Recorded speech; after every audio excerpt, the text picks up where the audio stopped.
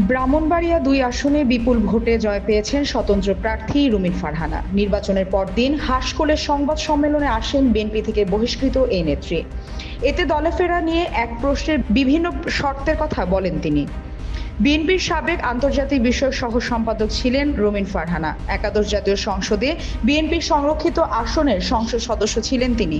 তবে ত্রয়োদশ জাতীয় সংসদ নির্বাচনে বিএনপি জোটের প্রার্থীর বিরুদ্ধে স্বতন্ত্র নির্বাচন করেন রুমিন। এই কারণে ৩০শে ডিসেম্বর তাকে দল থেকে বহিষ্কার করা হয়।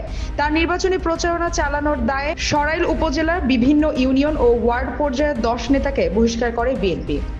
রুমিন ফারহানা জানান, তাকে দলে ফেরাতে হলে তার যেসব নেতাকর্মীকে বহিষ্কার করা হয়েছে তাদেরও বিএনপিতে ফেরাতে হবে।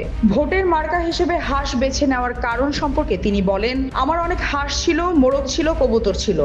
আম্মুর বড়র চাকরির সুবাদে আমরা বড় বড় বাসায় থাকতাম। এরপর তো আমরা ছোট অ্যাপার্টমেন্টে চলে গেলাম, তখন এই হাঁস পালা হলো না। কিন্তু এখানে আমার হাঁস মুরগি অনেক কিছু আছে, তাদের সঙ্গে আমার অবসর সময় কাটে। হাঁসের সঙ্গে তার এই স্মৃতি অভ্যাসের কারণেই তিনি হাঁসকে প্রতীক হিসেবে বেছে নিয়েছেন বলে জানান। রুমিন ফারহানা আরো বলেন, আমার জার্নিটা কঠিন ছিল, কিন্তু আমার চেয়েও কঠিন জার্নি ছিল আমার নেতা কর্মীদের। আমি যদি আজকে না জিততাম, আমায় হয়তো আবার ঢাকায় ফিরে যেতে হতো। আমি আমার পেশায় ফিরে যেতাম।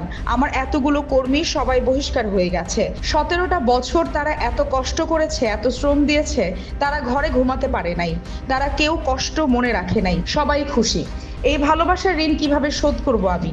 তিনি অভিযোগ করে বলেন, বৃহস্পতিবার দুপুরের পর বিভিন্ন জায়গায় ভোট ছাপানোর চেষ্টা হয়েছে, ফলাফল আটকে রাখার চেষ্টা করা হয়েছে। রুমিন ফারহানা আরো বলেন, জালিয়াপাড়া কেন্দ্রে আমি নিজে গিয়েও খেজুর গাছের কর্মীদের সঙ্গে মারামারি করেছি। মারামারি করে আমি কেন্দ্রে ঢুকেছি, আবার ভোট গুনিয়েছি, কিছু ফলস ভোট পেয়েছি। এগুলো সবই চ্যালেঞ্জ।